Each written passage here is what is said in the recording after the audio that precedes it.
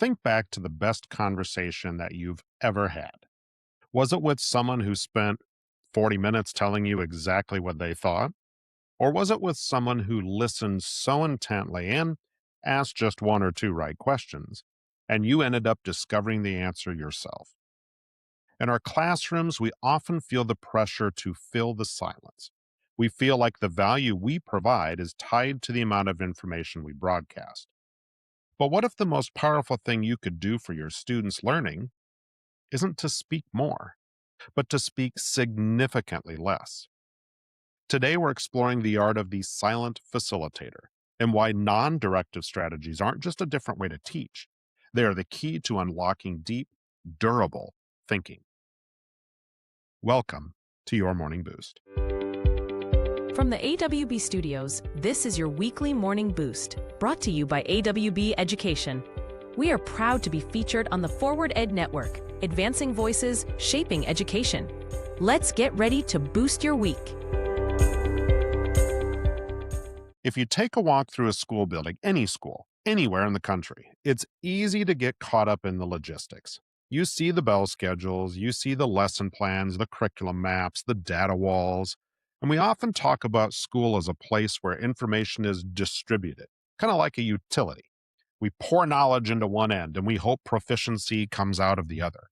But when we step back and look at the why of school, we realize it isn't actually about the distribution of facts. Facts are everywhere now.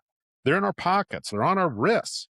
And the true purpose of school is to be a gymnasium for the mind. It's a place where we learn how to grapple with complexity, how to sit with a problem that doesn't have an immediate answer, and how to build a logical path forward. If a school is meant to be a place where we grow thinkers, then we have to look closely at who's doing the thinking in our rooms. Last week, we talked about feedback as a physical exam, a diagnostic tool to build student agency. Today, we're going to take that a step further into the actual delivery of instruction.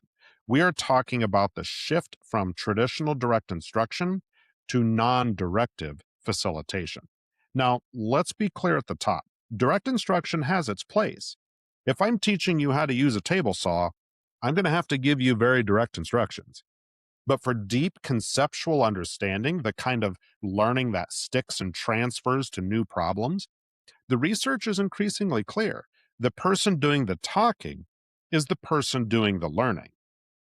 If we are the ones explaining the connections, we are the ones getting the cognitive workout. So today we're going to look at the silent facilitator model. We'll talk about the wait time research that still holds up decades later, the power of Socratic questioning, and how to create an environment where the students' voices are the primary engine in the room. We are moving from the sage on the stage to the architect of thinking. Let's dive in.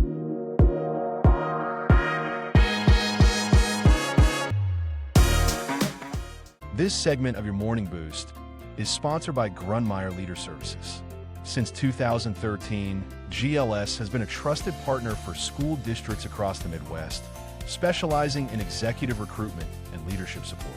They believe that great schools start with great leaders, and they are here to help you find a perfect fit for your district. Transform your school's future with the right leader at the helm. Visit GrundmeyerLeaderSearch.com to learn more. Grundmeyer Leader Services, transforming education one leader at a time. Now let's talk about the performance trap. As educators, many of us were trained in a model that prioritizes the performance of the teacher. We were told that a good lesson has a strong hook, a clear explanation, and a high energy delivery. And we often equate our busyness with student learning. If we go home exhausted because we talked for 6 hours, we feel like we did our jobs. But there's a cognitive reality that we have to face here. When we stand at the front and deliver a seamless, perfectly polished explanation, we are actually making it too easy for the student's brain to coast. This is what researchers call passive reception. The student is a passenger. They may be nodding, they may be taking notes, but they aren't actually constructing the knowledge. Non-directive strategies flip this. Instead of providing the finished product of our thinking, we provide the raw materials. and the conditions for them to build it. I want to share a concept from Lev Vygotsky, the Zone of Proximal Development, or ZPD. We all know the term, but let's look at it through the lens of silence. The ZPD is that sweet spot between what a student can do alone and what they can't do even with help. To stay in that zone, a teacher has to be incredibly disciplined. If you jump in too early to save a student from struggle, you've just pulled them out of the ZPD. You've stopped the growth. The silent facilitator understands that productive struggle is where the magic happens. I recently observed a high school math teacher who practiced what she called the rule of three. When a student asked her a question, she wouldn't answer until they had tried 3 other resources. They could try their notes, a peer, and a specific anchor chart that she had provided. She didn't say it meanly. She said it with a smile. She was facilitating their independence. By being silent on the answer, she was being loud on the expectation that they were capable of finding it. And this is the first shift of the non-directive leader, moving from being a solver to being a scaffolder. So if we aren't talking as much, what are we doing? Well, non-directive teaching doesn't mean you're passive. It means you're intensely active in a different way. You are a thinking architect.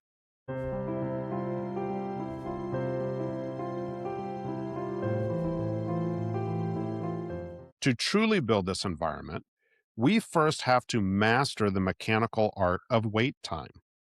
𝗵𝗵𝗏 research from the 1970s still remains as one of the most powerful tools in an educator's kit. Most teachers wait less than 1 second after asking a question before calling on someone or answering it themselves. But the silent facilitator employs 2 types of pauses. First, there is wait time. That's the silence after you pose a question.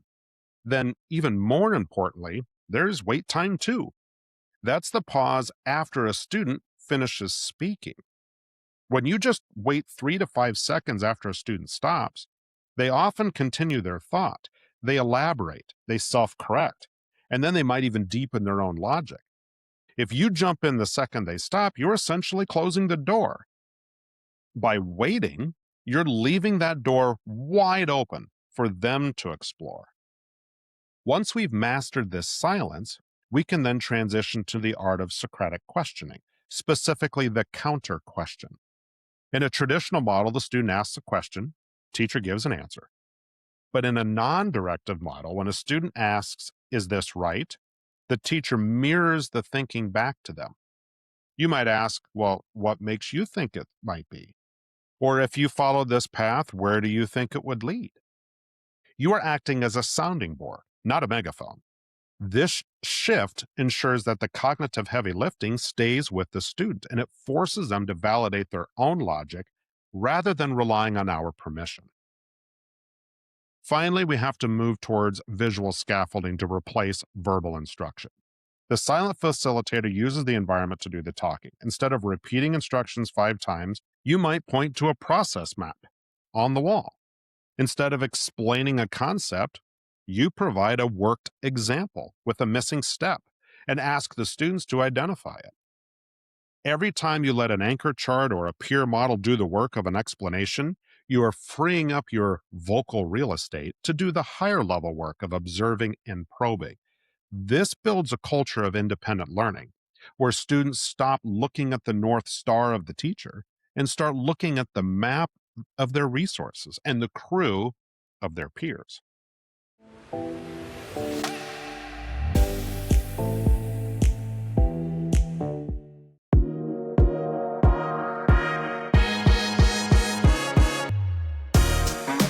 Have you listened to Control Shift Lead, the new podcast from AWB Education and Inspired Edification? He stayed with the basics. He was never flashy. And I think that's one of the things that people liked. If not, you are missing out. And I think of the word vulnerable comes to mind all the time. Yep. Every month, Jim and Adam bring you 3 things: something you can control, something that will shift your thinking, and something that can help you lead your school district or building. I need our staff to be that. Search for Control Shift Lead wherever you get your podcasts and start listening today.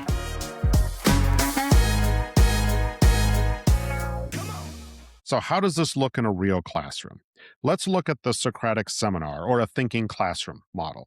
Imagine a room where a teacher starts the period by posing one wicked problem, perhaps a historical dilemma or a complex logic puzzle, and then moves immediately to the perimeter of the room.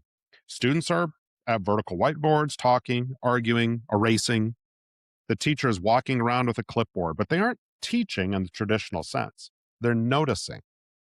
They might see a group has a misconception about a variable, but instead of stopping the whole class, they just walk over and say one thing. Something like, I noticed your result is different from group B's. How would you explain that difference? And then, and this is the key piece here, is you walk away.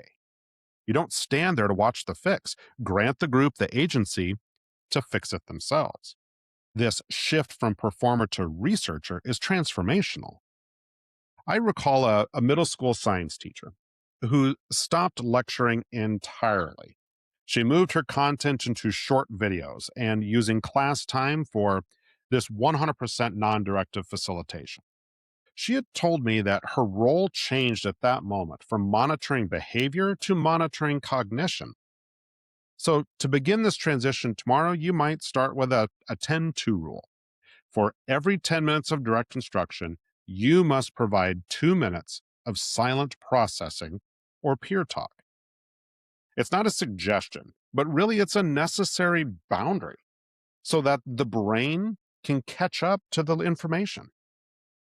Beyond the timing of your speech, you can also use some physical signals to reinforce this non-directive stance.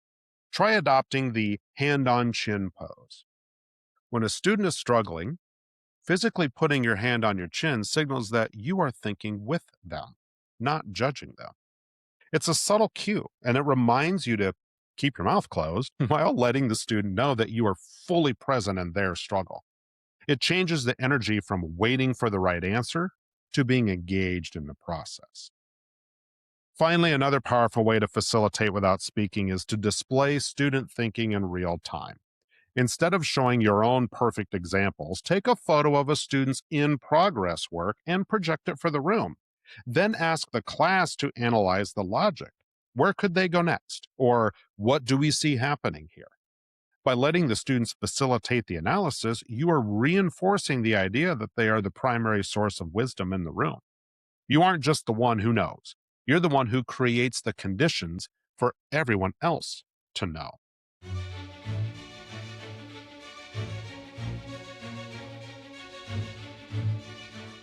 As we wrap up today, I want to pivot to the feeling of a non-directive classroom. I mean, there is a unique kind of hum in a room where the teacher is a silent facilitator.